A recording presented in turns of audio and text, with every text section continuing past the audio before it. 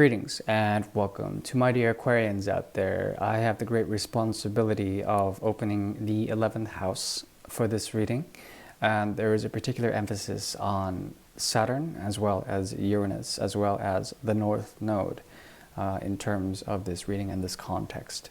Now, the gateway of the 11th opens to the 5th house, meaning that what humanity is gearing towards in terms of futuristic stances are based on the fixed energy of children. It's fixated onto the innocence of the laser beam, the superego, the intensity of leonic energy, the sun.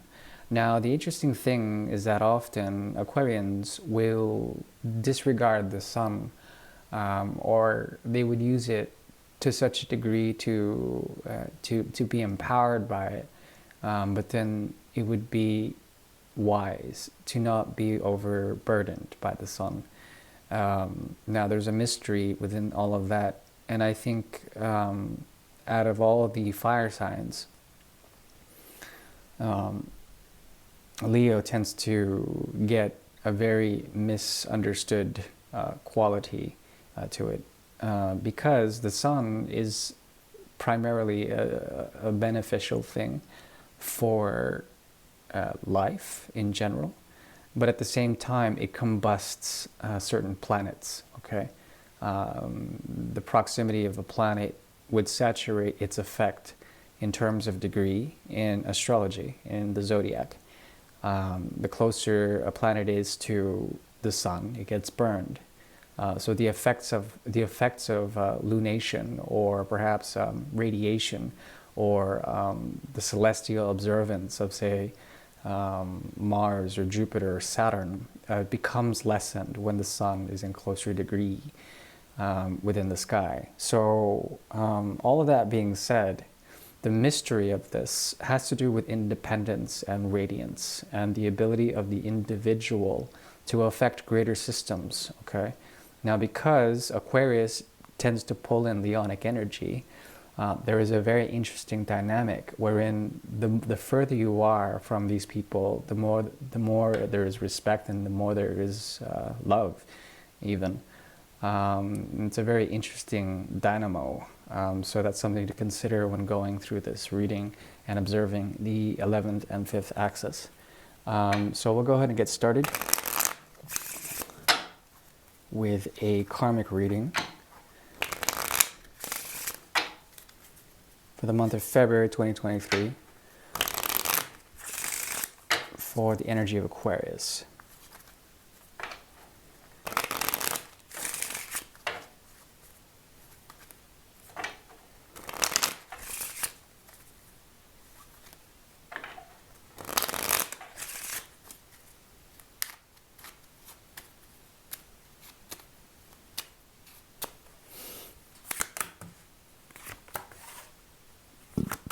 Excuse me. So, we have here the Two of Swords, and the Eight of Swords, and the Ace of Wands.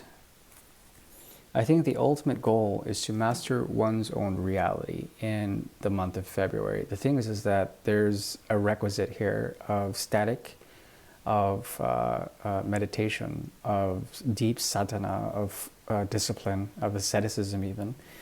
There's a need to observe the binary, and as things go direct in terms of Mercury's energy and it transgresses into February, as well as Mars possibly going direct in Gemini, there is a great deal of this idea wherein the binary system that we constitute our reality with, in terms of logos, in terms of thinking, and a manifestation of that produces the ability to walk between certain timelines in terms of how narratives are told and how our lives unfold according to these timelines.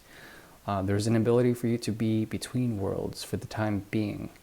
And the interesting thing is that this allows for a sense of freedom. It actually allows for a way to get out of certain things, to feel an intuitive force, okay? And this might inspire you to try to help out communities, try to help out your family, try to help out places of work, or places of practicality. So hopefully you can use that to your advantage. We'll go into the second part of the reading now. And this is an incident relating to karma.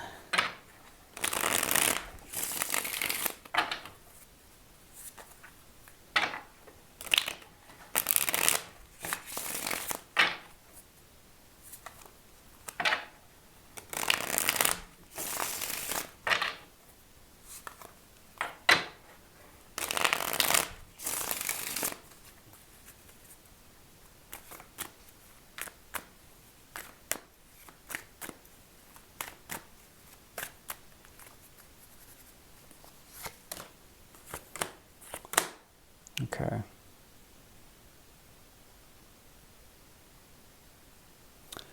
There is a possibility to see between two modes of unhappiness, to see these two modes of unhappiness, and to see essentially what is the shared quality of that.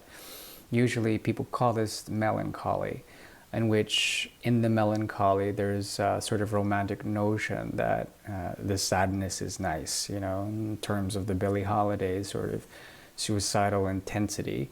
Or perhaps the blues, there's something nice about it in which you can find elation through the pain. So this might be a painful process wherein any sort of emotional isms or an emotional sort of wellings of the past might actually affect you in a certain way. And I'm talking about deep-rooted past. This is past life energy.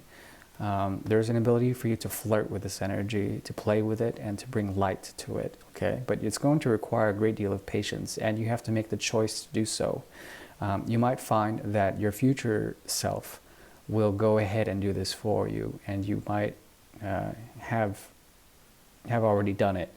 It's a very strange riddle here, but what I'm seeing here is the ability to walk through different timelines, and the ability to also, very magical ability to cross through times, like rifts between dimensions, and essentially come up with a very interesting way, through the auspices of Jupiter primarily, to essentially explore this shared melancholy with a past timeline, okay, or a future one. And you know, that's the nature of timelines, is that there really is no future, nor is there a past. It's cyclical in nature. And so I'm going to leave that reading where it is.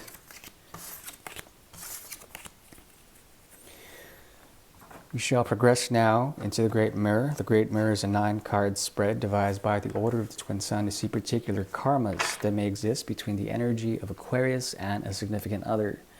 Please take only what you will and use your discernment.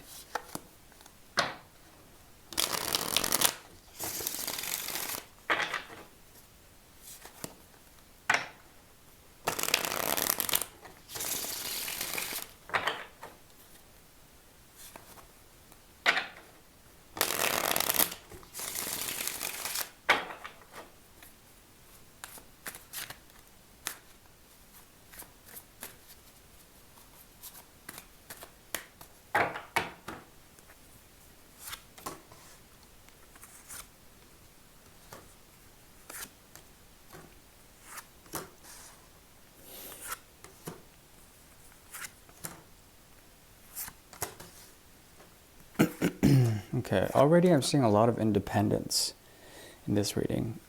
Two people who are quite independent of each other.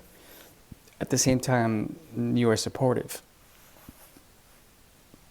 I think you have the advantage in this. You've gone through quite a bit in terms of thought, in terms of sequences of pain to understand the truth. And at this point, it's as if you are no longer thinking about this connection. There also is something about them that is walking the path of the fool away into some sort of unknown with their own external world. The hermit comes out on the conscious level in the reverse, meaning that there's something to be said, there's something to be delivered in terms of a deep inner message in all of this. On a deeper level, I think you've been able to break free from something. Or perhaps come to a stalemate. So there's something about this where this sort of cycle of being held back from what you truly want to do and then breaking free is a motif that you go through with this type of individual. There also is a possibility of a resurrection, some form of bringing back to life something that might be on the cards. Okay, the thing is that with the outcome card of the Chariot, there's an ability for a lot of things to happen in terms of moving forward with great potential energy in order to execute something. But don't go chasing after that which has their own path. That's my advice, my particular advice for this so far.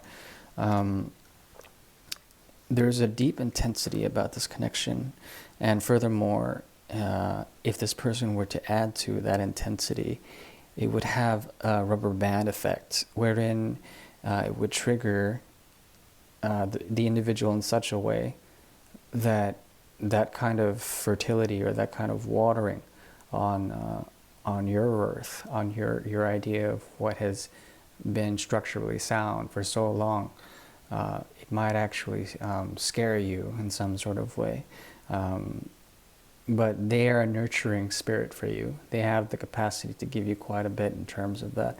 There also is something about some form of separation and the need to travel over a great deal of land to get to another person. This does not have to be so true on a literal sense, but it could work in terms of time and space. That kind of separation in time and space is possible. Now let's see here.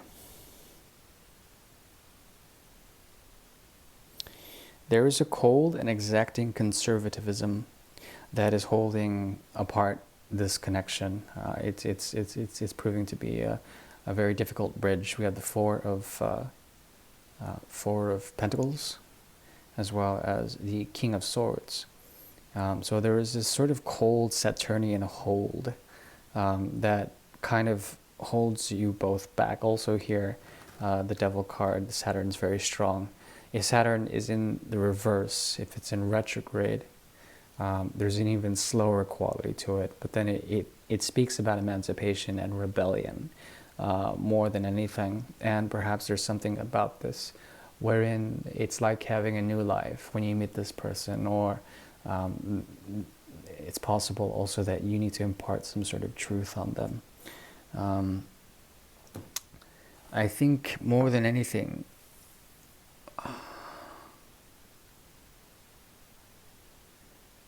this kind of connection is something that you did not really expect. There's something about it where it feels like you're out of control in terms of what you're manifesting. I think it empowers you in terms of the intensity. And there's a lot of major arcana in the mirror. Virgo's indicated as well as Cancer, Capricorn, Aries.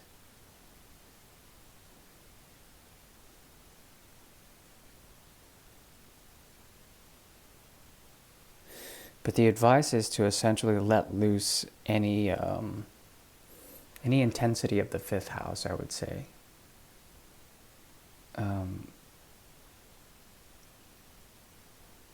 Yeah, I think that's the best I can do for now. I'm gonna leave that there.